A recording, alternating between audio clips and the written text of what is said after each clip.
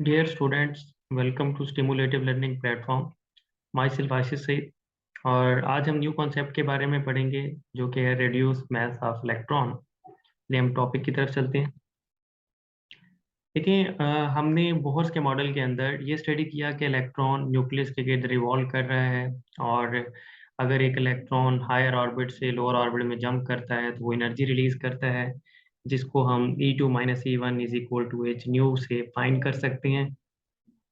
लेकिन एक्चुअल में जब एक्सपेरिमेंट परफॉर्म किए जाते देखें यहाँ से हमें फ्रिक्वेंसी मिल जाएगी और हम उससे वेवलेंथ फाइंड कर लेंगे।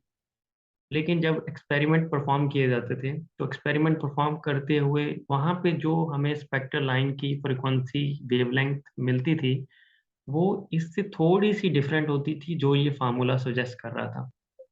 उसमें थोड़ा सा जो डिफरेंस आता था उसको अंडरस्टैंड करने के लिए हम एक न्यू कॉन्सेप्ट की तरफ जा रहे हैं जिसको रिड्यूस्ड मास बोलते हैं। एक्चुअली हम अब तक जो इलेक्ट्रॉन की मोशन को कंसीडर कर रहे थे अब हम न्यूक्लियस की भी मोशन को कंसीडर करेंगे। इलेक्ट्रॉन ही सिर्फ जो है वो न्यूक्लियस के गिर्द मूव नहीं कर रहा बल्कि न्यूक्लियस इटसेल्फ भी मोशन के अंदर है। अब न्यूक्लियस किसके गिर्द मोशन कर रहा है तो अब हम इन दोनों को एक सिस्टम कंसीडर करते हैं। ये इलेक्ट्रॉन है और ये हमारा हाइड्रोजन के केस में प्रोटॉन है। ये एक सिस्टम है और ये इनका कॉमन सेंटर है जिसको बोलते हैं सेंटर ऑफ मास। ये इलेक्ट्रॉन और ये प्रोटॉन दोनों इस सेंटर के गिर्द इस एक्सिस के गिर्द मूव कर रहे हैं और ये सिस्टम बना रहे हैं हमारे पास।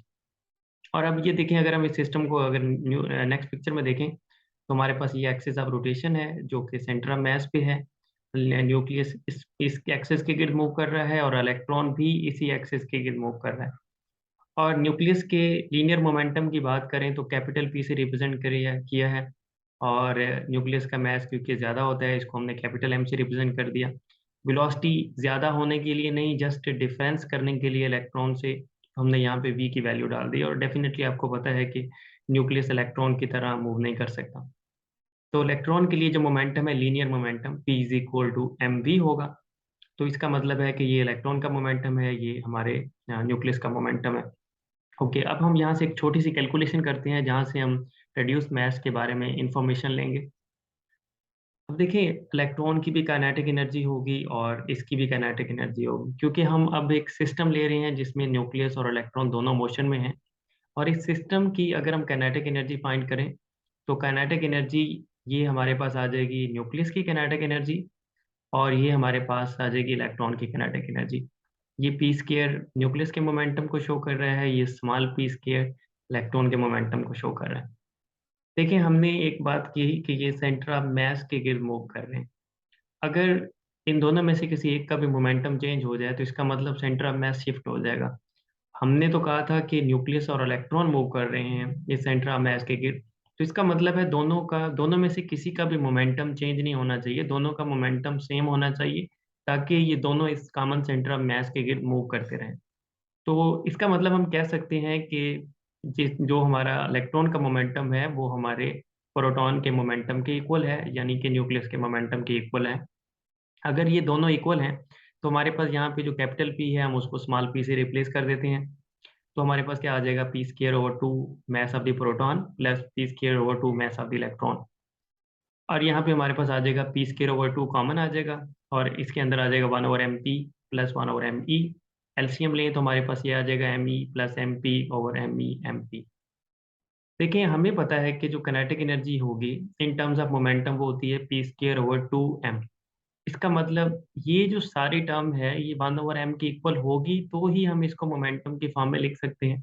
Kinetic energy in terms of momentum. इसका मतलब मैं इस सारी टर्म को 1/m के इक्वल सब्स्टिट्यूट कर देता हूँ। लेकिन मैं उसको m नहीं कहूंगा बल्कि m प्राइम कहूंगा क्योंकि मैंने m ऑलरेडी इलेक्ट्रॉन के मास को डिफाइन किया हुआ।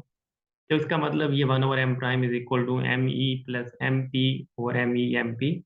यहाँ से अगर हम m प्राइम को फाइंड करें तो ये हमारे पास यही जो फार्मूला है ये इस तरह बन जाएगा मतलब रिवर्स हो जाएगा M E M P over M E plus M P. ये जो m प्राइम है इसको हम रिड्यूस मास कहते हैं। लेकिन हम इसको देखते हैं कि हम रिड्यूस मास क्यों कह रहे हैं इसको। ये इलेक्ट्रॉन का मास है अगर हम इसको इस साइड पे डिवाइड कर दें तो ये हो जाएगा m prime over mass of the electron. अगर इलेक्ट्रॉन का मास को अगर हम ऊपर वाले मैथ एम प्राइम से इन दोनों को डिवाइड करते हैं, अगर ये दोनों सेम है तो रिजल्ट 1 आना चाहिए। अगर ऊपर वाली टर्म इलेक्ट्रॉन के मैथ से भी कम है तो इसका मतलब इन दोनों की रेशियो हमेशा 1 से ज़्यादा आएगी। और अगर एम प्राइम की वैल्यू इलेक्ट्रॉन के मैथ से ज़्यादा है तो इसका मतलब ये 1 से ज़्यादा आएगी। तो इसका मतलब अगर एम प्राइम की वैल्यू को मैं रिड्यूस मैथ कह रहा हूँ, मैं कह रहा हूँ कि इसकी वैल्यू कम है इलेक्ट्रॉन के मैथ से, तो इसका मतलब ये रेशियो 1 से कम होनी चाहिए। अब देखिए हमारे पास फार्मूले के अंदर मास ऑफ द प्रोटॉन हमें पता है 1.672 मल्टीप्लाई बाय 10⁻27, और इलेक्ट्रॉन का मास प्लस प्रोटॉन का मास यहाँ पे सब्स्टिट्यूट करें तो हमारे पास रिजल्ट आ रहा है 0.99945। और अगर हम इस M prime over M E की वैल्यू देख रहे हैं, ये आ रही है 0.9945। ये इलेक्ट्रॉन का मास अगर हम दूसरी तरफ मल्टीप्लाई कर दें तो देखें, अगर ये वैल्यू 1 होती तो हम कहते हैं कि जो एम प्राइम है वो M mass of the electron के इक्वल है। लेकिन जो हमारा एम प्राइम है वो तो इलेक्ट्रॉन के मास से कम आ रहा है। इसका मतलब एम प्राइम लेस देन है मास ऑफ द इलेक्ट्रॉन। इसका मतलब जो हमारा सिस्टम का न्यू सिस्टम बना है जिसमें न्यूक्लियस भी मोशन कर रहा है और इलेक्ट्रॉन भी, उस न्यूक्लियस मोशन ने इलेक्ट्रॉन के मास को चेंज कर दिया है। और न्यूक्लियस की मोशन की वजह से जो इलेक्ट्रॉन के मास के अंदर चेंज आया है उसको हम बोलते हैं रिड्यूस्ड मास इफेक्ट।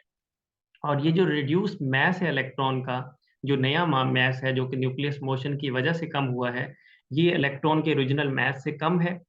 और अब हम इस सिस्टम को इस तरह डिस्क्राइब कर सकते हैं कि हमारे पास एक पार्टिकल है जिसका मैस है एम प्राइम, और वो न्यूक्लियस के गिर्द मूव कर रहा है, मतलब हैवियर पार्टिकल के गिर्द मूव कर रहा है। पहले हम जिसको इलेक्ट्रॉन कह रहे थे है अभी भी ये इलेक्ट्रॉन, लेकिन इसका मैस इलेक्ट्रॉन के मैस से कम है।